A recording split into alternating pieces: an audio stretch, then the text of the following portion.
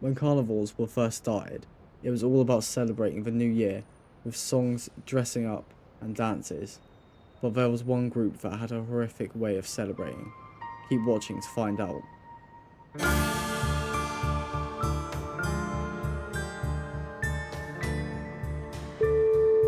This story begins with two people, Lucas and Antonio. Lucas and Antonio were brothers. They lived in Brazil, in the Favelas. Lucas was 20 and his brother Antonio was 17. The town was very poor, and Lucas and Antonio had always dreamed about leaving and moving to a better place in Brazil. So to complete this dream, the brothers would work 7 days a week, cooking street food for the locals in the area, and would save every bit of money they could pile together. The brothers were known for having the best street food and would have queues as long as football fields. They both finally felt like the possibility of leaving the favelas was becoming more of a reality. Out of pure excitement of how well their business was doing, the brothers decided to have a celebratory meal for their success. It was just another day at work, and one of the local buyers handed Antonio a poster to go see a carnival for the new year. Antonio asked Lucas if he wanted to go to the carnival, but Lucas replied saying that it would be a waste of time and they should be working. Antonio argued that they should take a break for one night as they've been working really hard recently. It took Antonio a lot of persuading, but he finally managed to convince Lucas to take the night off and have some fun. The brothers both started by preparing the clothes they were going to take and all the other essential items for the 6-day trip. The brothers were staying with one of their relatives from up north that lived nearby to where the carnival was being held. After being welcomed in, the brothers started to unpack the bags at the room they were staying in. The first day of the carnival came around, and it started with lots of loud music throughout the main village. The brothers went to enjoy the music. Everything seemed normal at first, but when Lucas went to ask one of the musicians how long it took them to prepare for the concert, they just grunted and walked off, giving him a look of disgust. Lucas brushed it off and didn't think much of it. He then began to tell Antonio about the experience he had with one of the musicians, and Antonio replied saying the exact same thing happened to him. They both thought it was strange how they had the same thing happen to each other, but they both ignored it and continued to have a good time. As the second day of celebration began and the brothers decided to grab some breakfast to start their day from one of the carnival members selling food, Lucas took the first bite to what looked like pork and cheese on a stick, but something tasted wrong about the meat and Lucas instantly spat it out. Antonio went to ask the carnival member what meat it was, but again he just grunted. The brothers looked at each other, outraged, and looked back to confront the man, but he had disappeared. They looked at each other again in pure confusion, the brothers still interested in how the food was prepared. They both looked at the hut the man got the meat from. It had a brick foundation that looked corroded from the weather and a metal sheet for a roof. The brothers, without even saying a word to each other, but thinking the same thing, they approached the hut. Suddenly, a horrific stench pierced their nose. It smelt like rotting flesh. As they uncovered the top door, 3 masked men stood there, carving human flesh. Instantly, they locked eyes, and without a thought, the brothers sprinted out the top door, closely followed by the 3 masked men wielding long kitchen knives, covered in blood of their victims.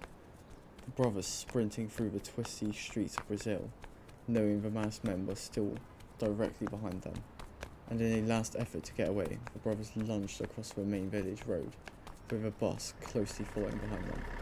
The 3 men halted to a stop. Antonio and Lucas took a sharp turn towards their uncle's house, and darted for the front door, locking it behind them. Lucas peered out the window, and couldn't see anyone. All of a sudden, they hear the door start to unlock, before being greeted by their uncle shortly after. Lucas and Antonio rushed to tell their uncle about the encounter they had with the masked cannibals. He dropped his keys in shock, and then proceeded to ask if they were unharmed. Fortunately, they got away. He offered the brothers something to eat and drink, but they felt sick after what they had just seen. They all sat down to calm down from the situation. After talking for a few minutes, the brothers decided it was best to go to the police. Meanwhile, the uncle argued that it was best for them to wait and stay inside to ensure they were safe. After a small debate, they all came to the conclusion that it was best to wait for the carnival to end before they leave the house again. It hit 6 p.m, and after settling down, they felt like they could eat something. Antonio asked the uncle if he had anything to eat. Right after he stood up, he asked, "What would you like?" Antonio replied, "Something with no meat," as the uncle wandered towards the basement door to twist the handle and go down the long steps for some vegetables to make some form of a salad. While the brothers were still conversing about the situation, they both thought he was taking some time, so Lucas took it upon himself to go help. As he approaches the basement door and goes to turn the door handle and starts walking down the long staircase as it creaks under his feet. As he reached the bottom of the stairs, his uncle hastily walks towards him, trying to block his view of a room behind him, aggressively asking him why he was down here. It was then Lucas replied, "It's the least I can do, is helping you out since you're letting me stay here for free." The uncle says he's fine and that he doesn't need any help, but Lucas continued into the room, and what he saw made his stomach turn when he saw a body hanging upside down from a hook. They both locked eyes and stared in silence for what felt like an eternity.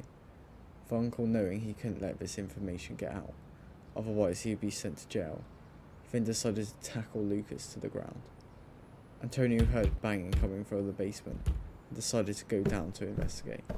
Antonio then witnessed his uncle strangling his brother on the floor within an inch of his life. Antonio harshly shoves him off his brother. Antonio, confused and panicked, asked Lucas what was going on, but he was out of breath and couldn't talk, but he pointed at the body on the hook. He quickly realised what was happening. Without even communicating, they both sprinted up the long staircase. Uncle, following shortly behind them, grabs his leg. Lucas beginning to violently shake his leg till he couldn't hold on anymore.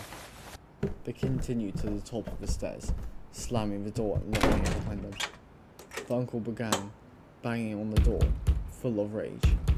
Lucas then shouted to Antonio, telling him to call the police. After the phone call ended, they began stacking things against the door, hoping that he wouldn't get through. Once the police arrived, the uncle was sentenced to life in prison without parole. The brothers took the earliest bus home that they could get, and to their knowledge, the rest of the cannibals were never caught. Thanks for watching. If you enjoy my kind of content, please consider subscribing for videos every Saturday.